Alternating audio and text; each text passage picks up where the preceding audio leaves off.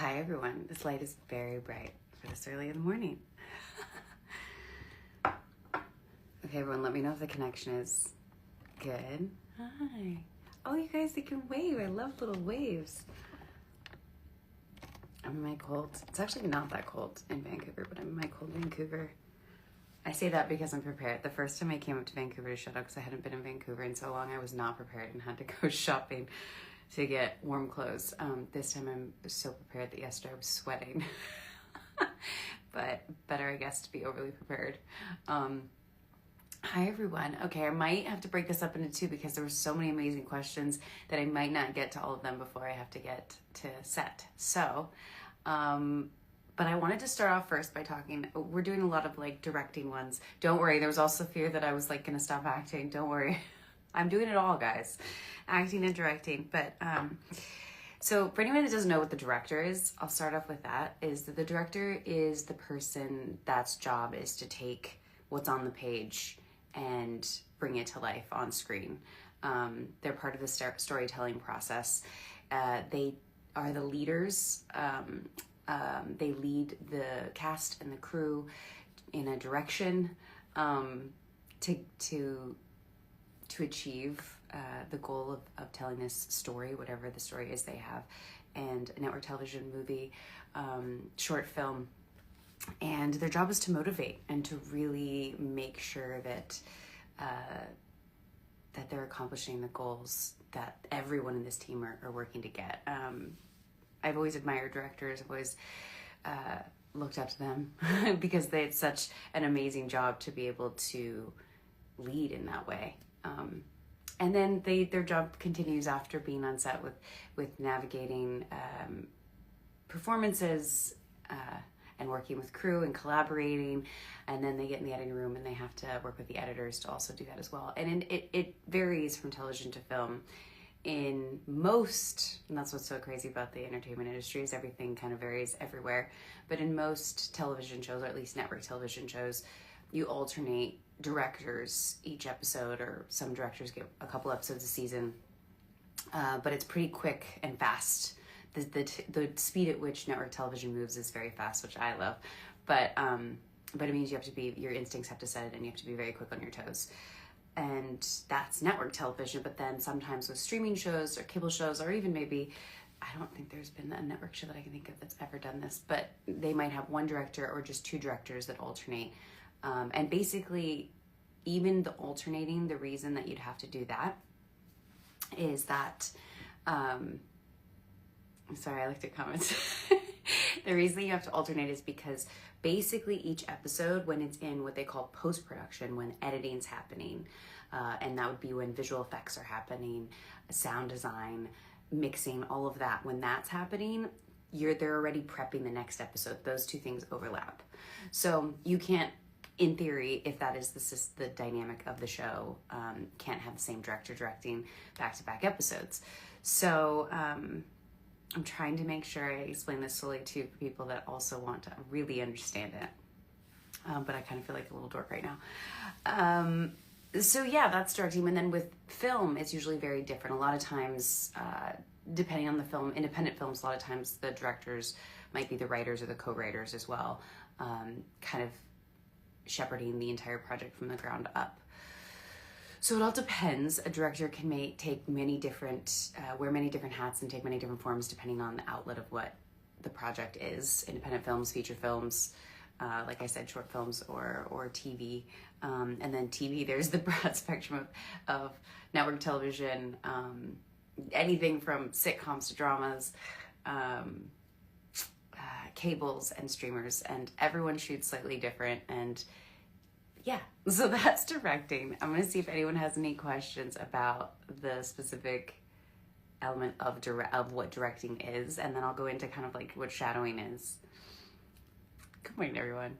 I do feel nice and cozy. Someone said I look nice and cozy. I feel nice and cozy. It's nice to be all bundled up because, you know, in California we had rain for like 10 days. I'm reading all the comments. We had rain for like 10 days, which was nice and cozy, and then it got hot and it was 77 degrees, and I'm like, I miss wearing my warm clothes. So we now get to wear them. I get to wear them up in Vancouver. Thanks, guys. Okay, lots of support. Thank you so much. So I'll go into shadowing. So shadowing is a gateway into directing. Everyone's path is different. Some people go to film school. Some people are actors who would like to start directing on, and kind of their way in is through the people they know or a show they're on. I know a lot of script supervisors. I'm shadowing one now. Script supervisors that turned into directors as well. It can kind of a lot of cinematographers get into directing as well. So everyone kind of has a different path. The entertainment industry kind of allows for that. You don't really know what your journey is going to be. You just kind of have to sort for one out there. Don't think that there's this one singular way to do things. But shadowing programs, I believe, the reason they were set up is because people would go from film school and go into being on set. And really that transition was not easy because film school, you're not really dealing with the craziness of 300 people crews and actors, and some actors have very strong personalities and very strong opinions, and writers have very strong opinions and personalities because everyone's very passionate about what they're doing. It's a passionate industry. So obviously directors will go from film school into filming if it was from a network television standpoint, and be kind of overwhelmed. And so they started these shadowing programs where certain networks would say, okay, you apply for the shadowing program, we'll have you, or directing program, I should say, you'll shadow on a couple of our shows in-house, in network, whatever the network is, CBS, NBC, ABC, and then you will get to direct on one of our shows. And that was kind of a way for someone to get their first episode. It was kind of a way to really get to understand the inner workings of TV and how it works. I've actually said, once I started shadowing on Station 19, I've always said that I think every actor should be required to shadow. It should be like a SAG. SAG is our union, Screen Actors Guild. But it should be like a SAG requirement, because I've always had a respect for the process. I've always understood the things that went into it. But until I started shadowing, I really had and grew an even deeper respect and understanding for every single element. Like when they reveal the curtain and you see what's back there, you really get to see how many things are at play, and just how many things can go bad so quickly, but how, if you have a great team, you can all come together and make a great episode of television together. So I love shadowing. I love shadowing. I love directing more, but shadowing is a way to continue to direct and to really prove that I know what I'm doing to the best of my abilities until I get on set. So it's kind of like I'm proving myself. So I come up wherever in the world to shadow, and to basically, the way it's done is just to act like I'm directing it. So I show up at all the meetings. I'm quiet. I am a shadow. But I'm taking everything in. I'm reading the script. I'm doing my notes. I'm doing my shot design. I'm doing everything that I would do if I was directing the episode. I do that for the entire prep period, which is roughly around 7 to 8 days. I do that for the entire shooting period, which is 8 to 9. It all depends on the show and the episode, 8 to 9 days. And then I do it during the editing, which is usually over Zoom these days. So it's a long process. It's extremely educational. And inspiring. I love being on set, so it always makes me happy.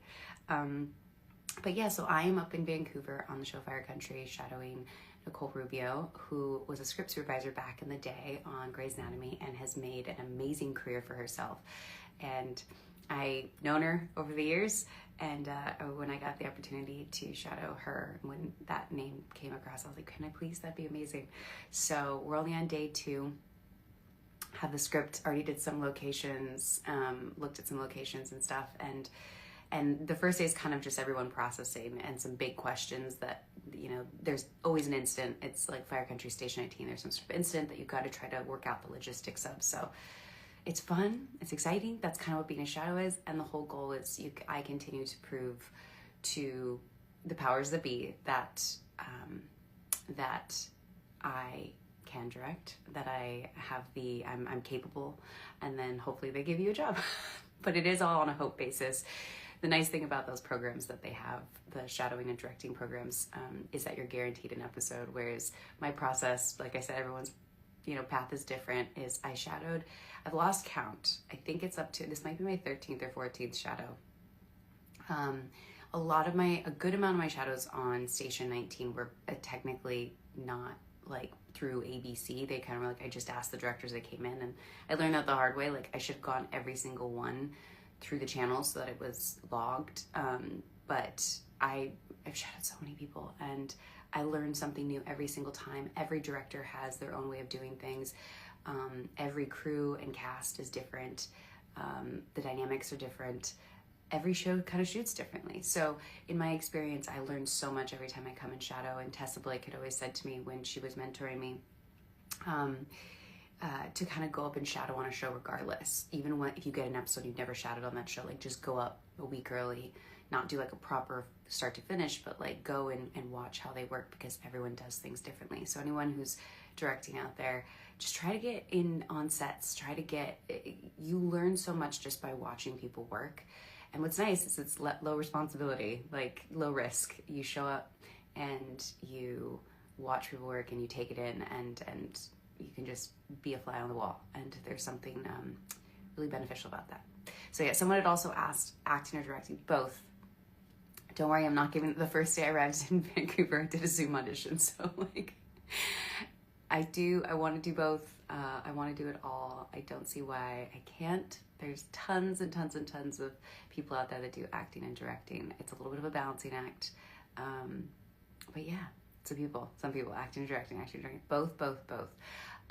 Directing is just, I also believe in kind of going on the path that, what is it? What's been put in front of you? I try to keep my eyes open and be like, okay, and these opportunities come at the time they come. I send the email, I say I want to do something, you get an email back, they say we have these dates, you make it work.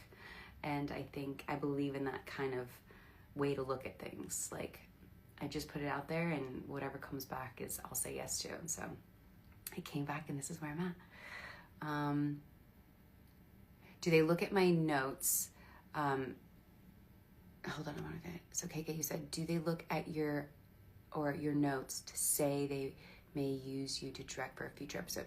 They can look at my notes. I always ask. They tend to go, we don't need them, which I'm always like, but I did all this work. It's Virgo in me. But yeah, so they don't really look at them. I usually, for the most part, you're getting quizzed in real time, so you're having to be prepared. I should add this part. The scariest one, and scary in a good way, because she's such a great teacher, was Debbie Allen, because at any second she will turn to you and she'll say, how do you do this? How would you shoot this? How are you going to shoot this? You had to be prepared to answer her at any moment and give a good answer, and she will give you her honest opinion if she thinks that shot is a good idea or complete shit.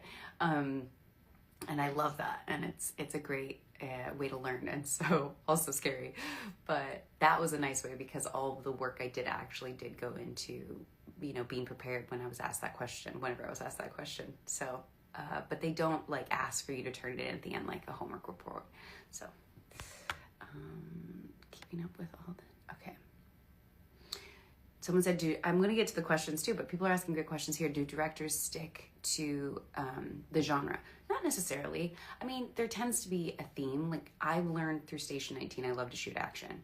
So I want to lean into shows that have action. I really figuring out the logistics and the shots of action scenes. I think they're a lot of fun, and then adding in the character arcs of stories. I think it's a real challenge to be able to bring in action, but also keep the emotional story going and make it fun and exciting. Like, I think that's this kind of really cool, I don't know why I said game of ping pong, maybe because I just saw Marty scream. But yeah, it just feels like it's a really cool thing that I like to do. Don't get me wrong, I love to just watch actors act and see amazing performances and all of that, but I really love action scenes. So what was I saying? Oh, genre.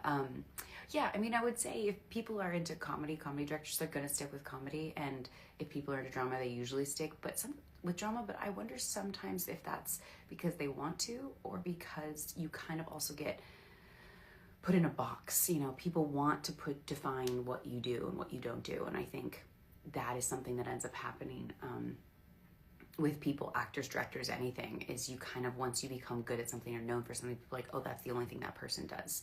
And we all know that's not true. So I mean, or some people might just really be good at that one genre and they want to stick to it. I'm trying to think, like, all I can think of right now in my head is like Seth Rogen. Seth Rogen's probably always going to do comedies. Has he done anything like super drama? But he's brilliant at it. So there's that too. Would I want to shadow or direct a sports drama? Of course. Yes. That sounds amazing.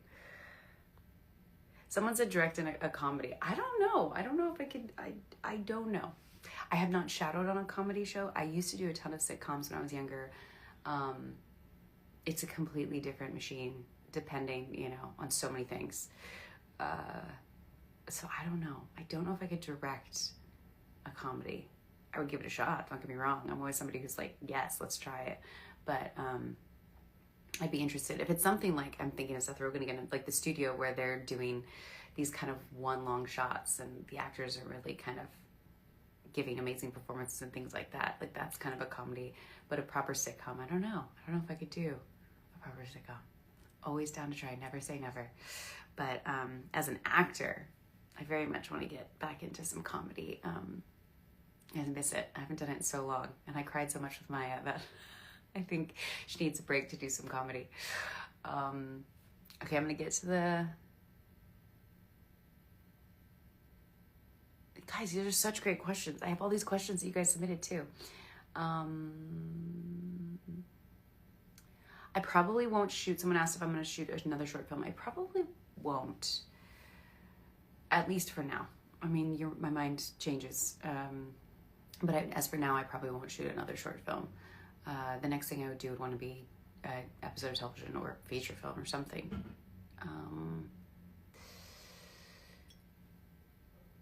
Let's see.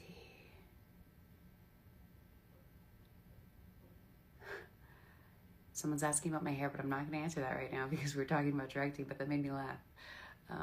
What surprised you most about directing? Oh, going back to like the shadowing process and just the elements is, I don't think there was like a surprise. I think it was just how much went into it. I always knew, but like when you're actually seeing it firsthand, every single element, every single meeting, when, an episode of television is roughly 42 minutes and you're prepping that episode with roughly a 200, 300 person crew for 8 days and then shooting for 8 to 9 to some shows 10 days and then editing for 4 days. Like it's a lot. There's so much that goes into it. So many questions have to be answered. So many things have to be decided. And it falls on the director to make those decisions. So yeah, it's just a new respect. It's like going back to it. I don't know if I finished that sentiment that I think that actors should be required to shadow just because it gives you a respect for the process. Even though like, I think they all talk about how directors should take like an acting class to really understand the process for actors. I think it should kind of go both ways because a lot of times actors will come to set and we have notes, we have ideas, we have things. Now, some of that is just in the moment because you're feeling it and you're acting with the other actor or the scene and the layout and something's off. And so I get it. Like some of that makes sense. But sometimes people come to set with things that could have been resolved ahead of shooting, could have been asked ahead of shooting, and on the day cause so much chaos because that tiny little thing could be like, oh, we weren't prepared for that. And now everything has to change. And so that's really a hard thing that I think actors, if they understood the entire process prior to coming in set, would take that a little bit into account that so much has already gone into it. So the stuff on the day, you still have a right to do that, obviously, but that, feeling things and how the scene plays out emotionally. And it's a director's job to be open to that. Even if it means all your shots are completely thrown out because the actors decided they wanted to stand on the counter instead of sit in chairs, like you have to be open to that. But at the same time, I think it would be beneficial for actors to understand all the elements that go into it beforehand. Let's see. Okay, I'm gonna go to the questions because I probably have to leave here and do like a part 2. Has directing changed the way I watch TV? I think so. Every acting job or directing for sure, you watch TV differently. I watch films different. Sometimes I'll watch them the first time just to enjoy them, and then I'll pick up on stuff, or like I'll be sitting there and be like, rewind. Oh my God, that was such a cool shot. or like, how did they do that? You know, like my brain starts to do more. It's always done that, but I think it does it more in a sense of like, I have so much knowledge now about how, you know, the cookie's made, that I'm like, oh, I try to like go back and go like, how did they, what did they, you know? So I watch it differently in that regard. Okay, I'm gonna get to some of the questions. I'm gonna drink a little more coffee.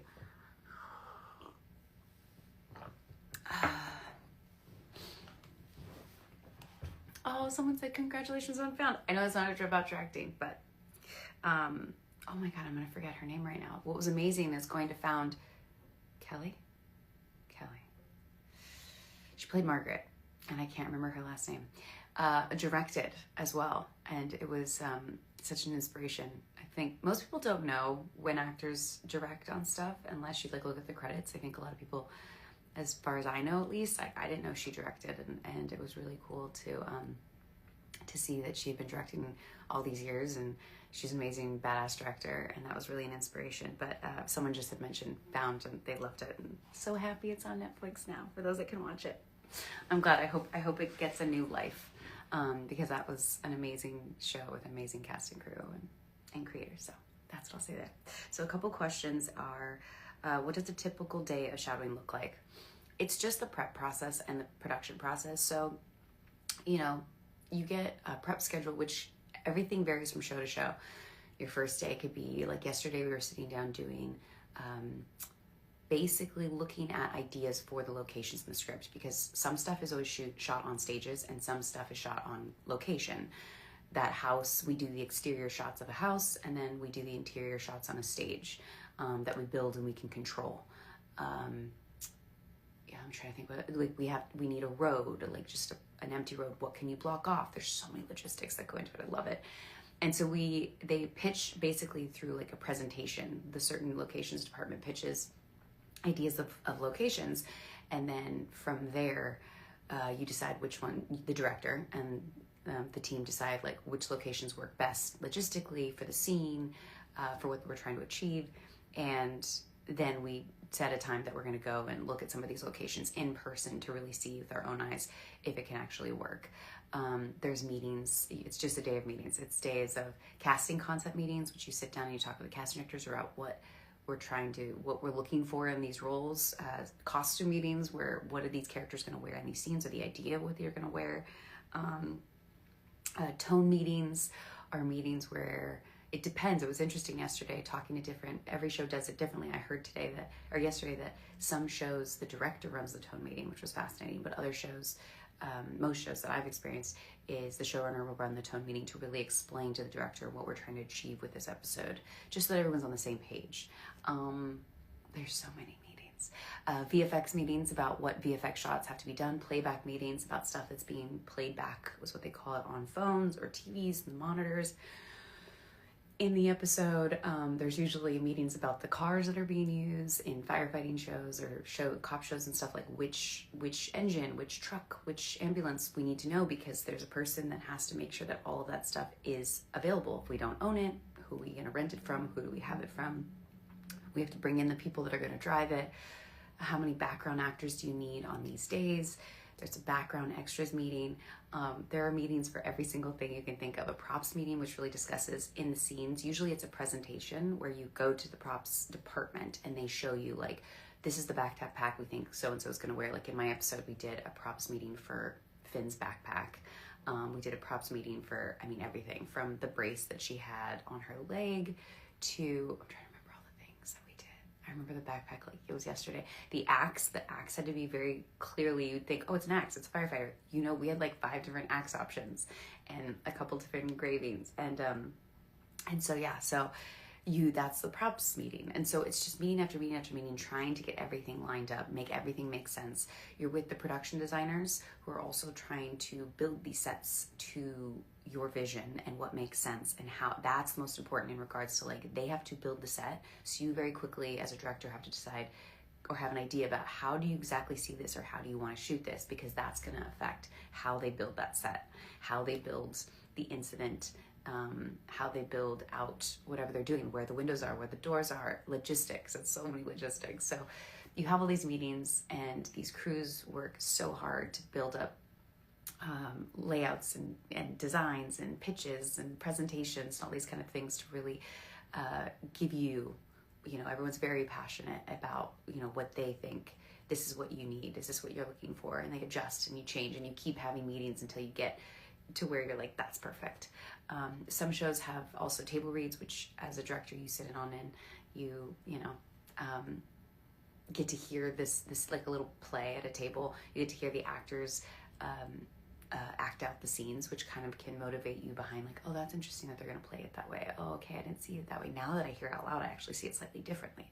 So there's so many things that go into a typical day of shadowing. And then production is just production, which I should say that like everyone knows, like it's long hours, but you come in and you start from start to finish. You're just directing the actors at that point. At that point, you are making sure you're still the leader, telling the crew if something comes up and something changes, which something always does, and something goes wrong.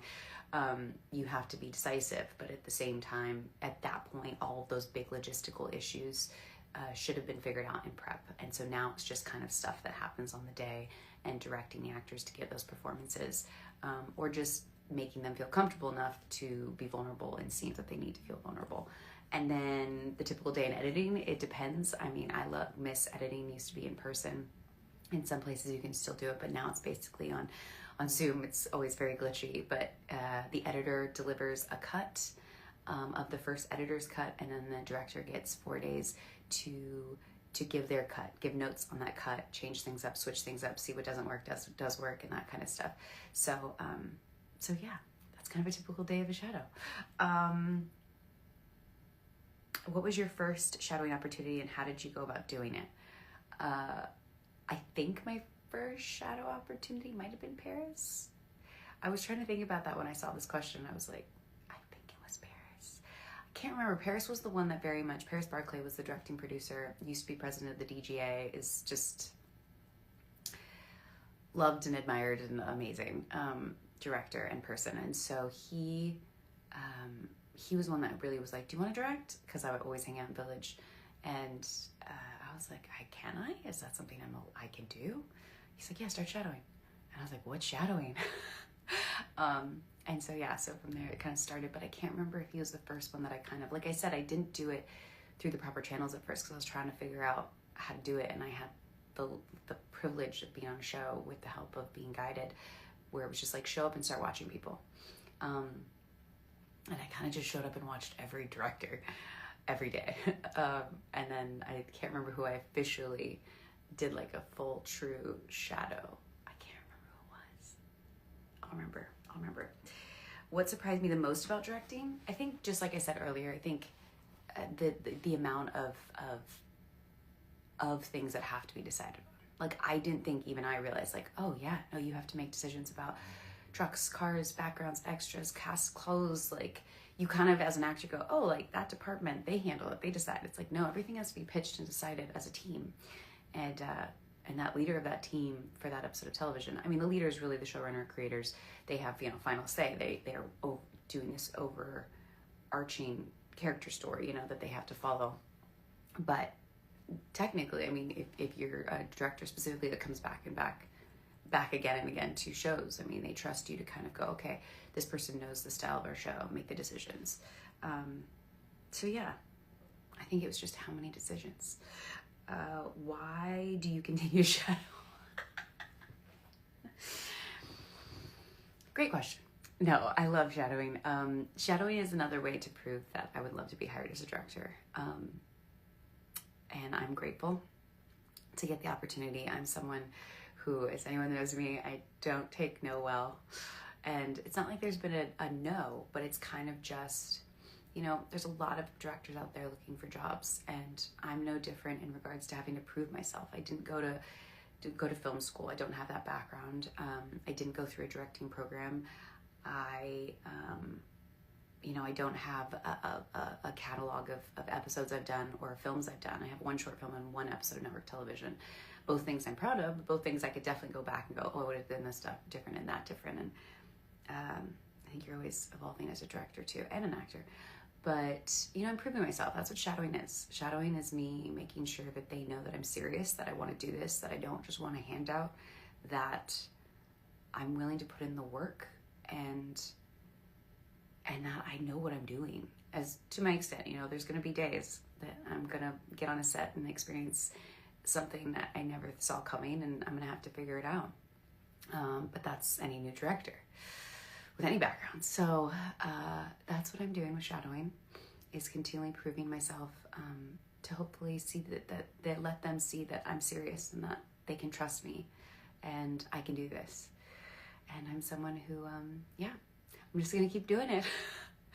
It's a lot, don't get me wrong. I learned so much, but it's a lot. It's, you know, I'm in Vancouver, time, money, energy, all of that, but it's worth it. And I love being on set. So that's why I continue to shadow. I would love to eventually, you know, not feel like I have to shadow on a show because I'm about to direct on it or something. But this is the process, and sometimes you just gotta trust the process. And like I said, I don't want a handout, so I'll prove myself as much as people need me to. As a director, how do you deal with not having an unlimited amount of time to shoot the scenes? I kind of like not having an unlimited amount of time to do the scenes. In my experience, art is something that there's no such thing as perfection, right? You're never gonna get it perfect. And it's subjective. And so it's one of those things that, like, honestly, with art, if you have too much time, I think you can get yourself in trouble. And art really doesn't live in the space of perfection. Art is supposed to be a little flawed and messy. You're supposed to see a little bit of the cracks. Like, I think when you try to make something perfect and sleek and every little thing is, you know, that's actually not interesting to watch. So, and the best things usually come from like this like chaos of, okay, we gotta get that shot, and okay, this is all we can do, and okay, go, and actor gives a performance, we have no time to do it, and you look back and you're like, oh my God, that was amazing.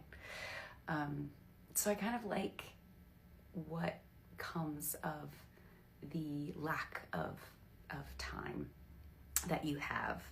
I think unlimited amount of time in the art area is actually not good.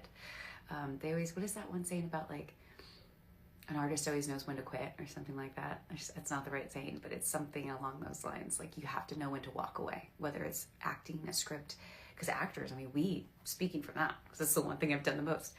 You could do a scene 100 times and do a different take every time.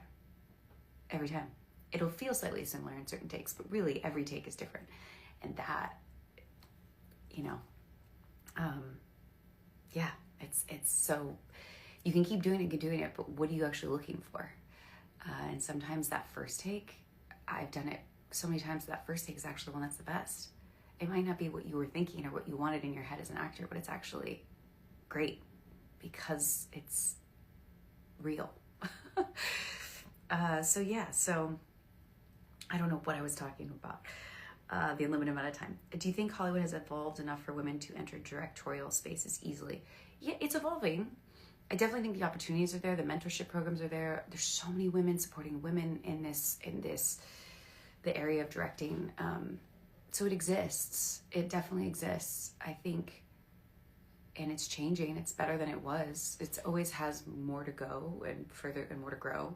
But yeah, it's definitely there, and I feel that it's there. So that's good. I'm happy to be part of a generation that I have these opportunities, because the women before me are the ones that really had to put up a really big fight.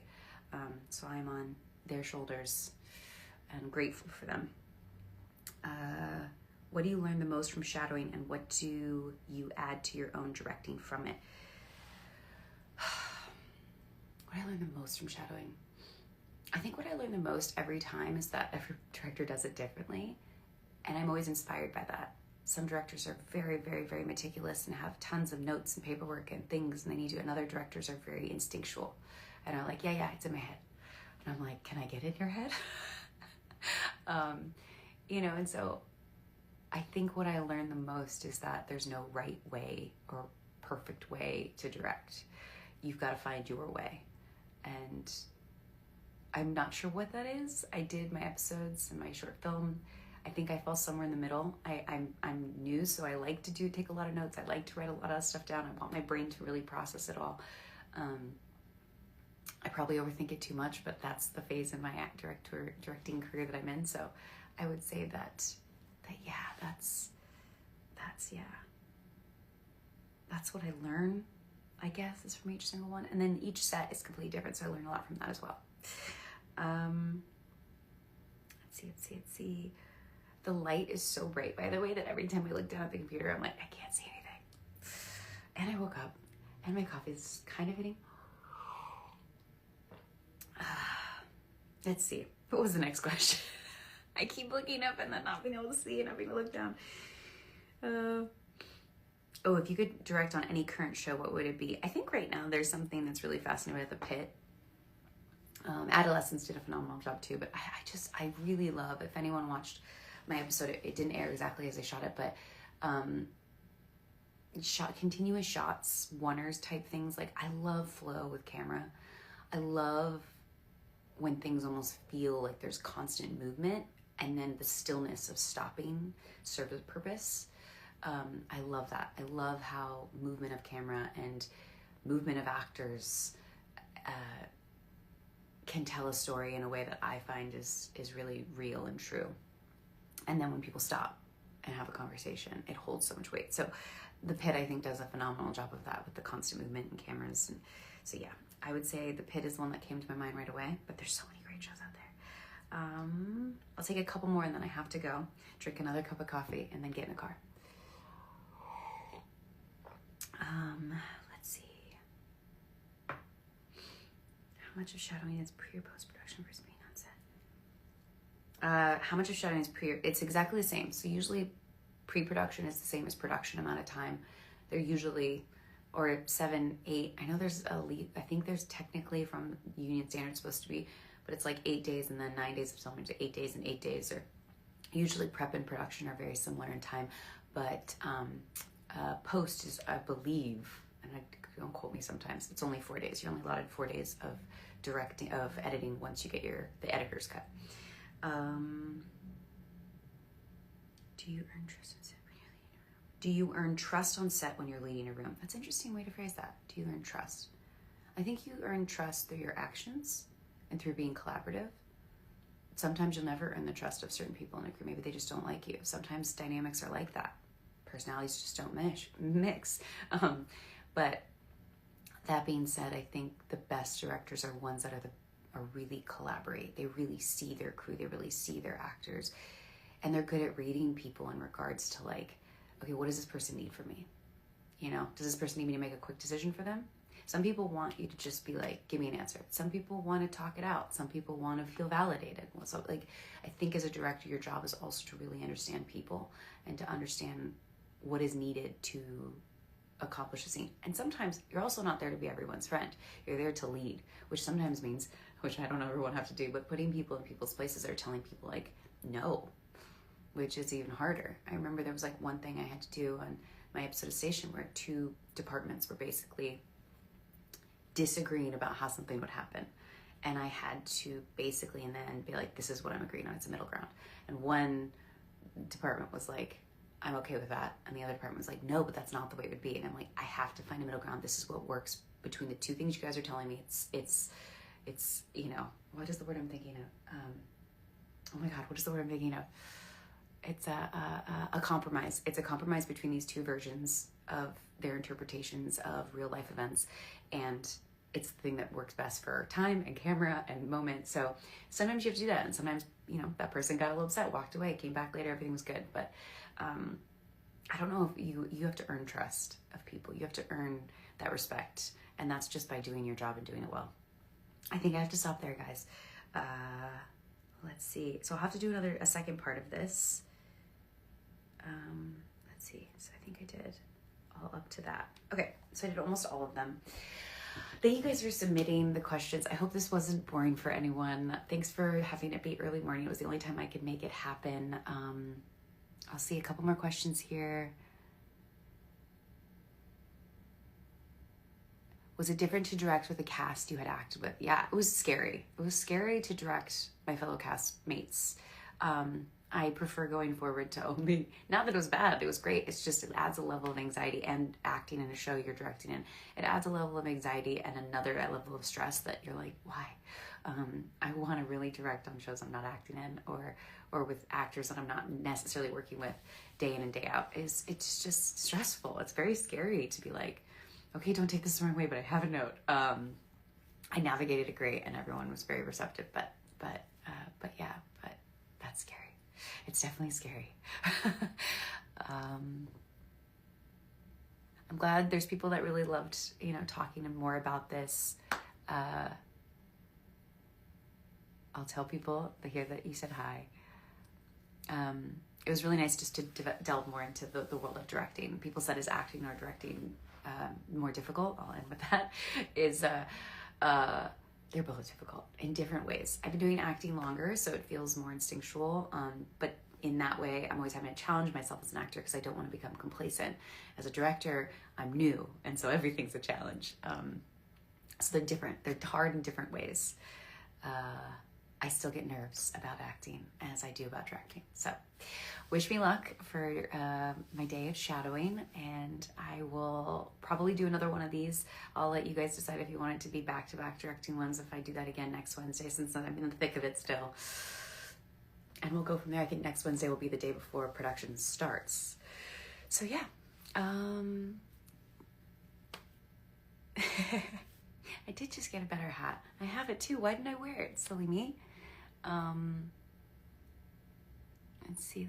Okay, I have to go. 15 minutes and the car's here. Okay, thanks guys for tuning in. I hope everyone, if it's morning for you, you have an amazing day. If it's afternoon, have a great rest of your day. And thanks everyone. Talk to you soon. Much love.